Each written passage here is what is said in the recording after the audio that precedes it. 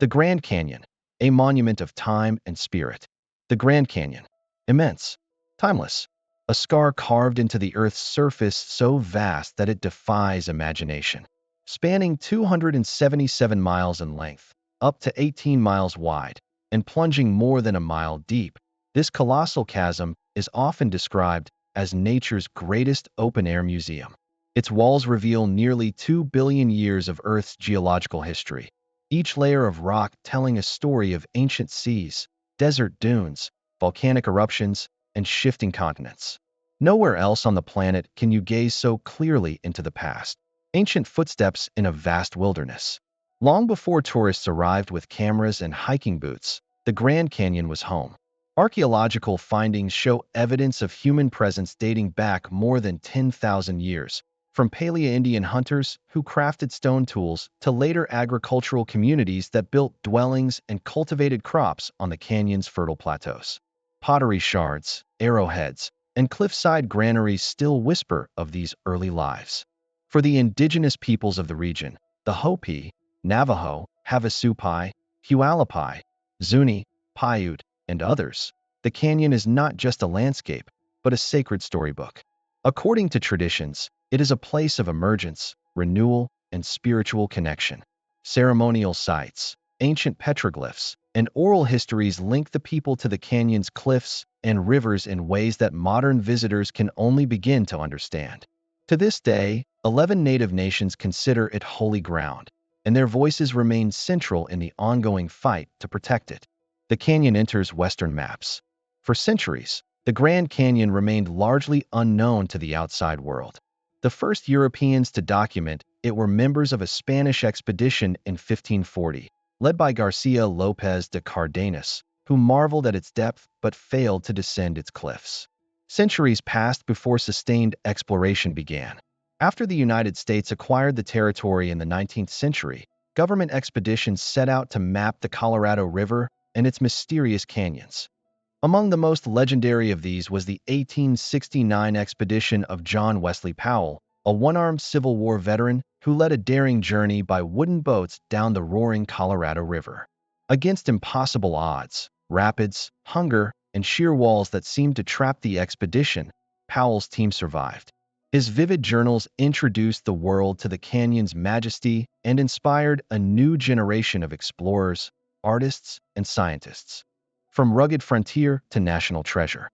At first, few outsiders imagined the Grand Canyon as a place of leisure.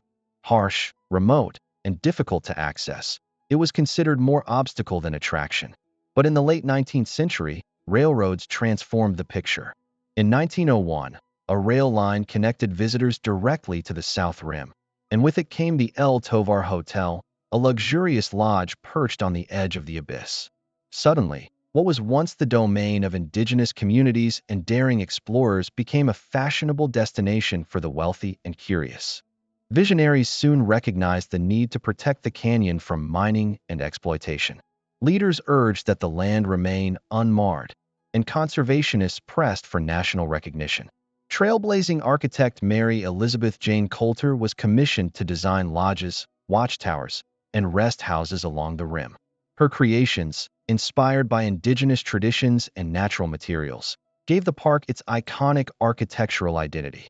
In 1919, the Grand Canyon was officially declared a national park, becoming the 17th in the country. That year, over 37,000 people visited. Today, that number has grown to more than 5 million annually, making it one of the most visited national parks in the United States. Moments of triumph and tragedy. The canyon's history has not been without hardship. In June 1956, two commercial airliners collided in the skies above the canyon, killing 128 people in what was then the deadliest aviation disaster in American history.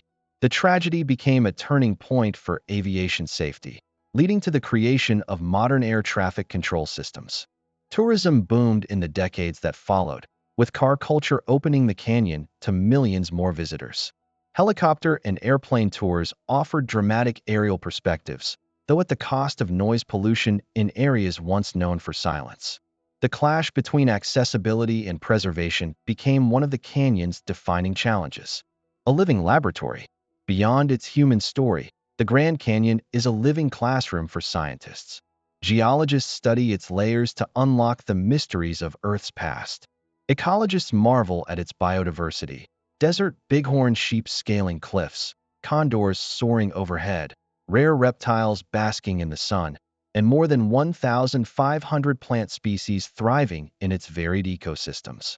The mighty Colorado River continues to sculpt the canyon, reminding us that this finished wonder is still in motion.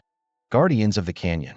Today, debates rage over development proposals, from new hotels to tramways that would ferry thousands of visitors into its depths. Native nations and conservationists stand at the forefront of resistance, echoing the voices of leaders from a century ago who warned that the canyon must remain untouched by greed. Their efforts have preserved not just a landscape, but a living symbol of natural and cultural heritage, a symbol for the world. The Grand Canyon is more than rock and river. It is a chronicle of deep time, a sanctuary for wildlife, a sacred space for indigenous cultures, and an endless source of inspiration for millions who stand at its rim. For some, it is a reminder of human fragility in the face of nature's power. For others, it is a call to stewardship, urging us to protect what cannot be replaced. To witness the Grand Canyon is to see Earth laid bare, a vast cathedral of stone, sky, and silence.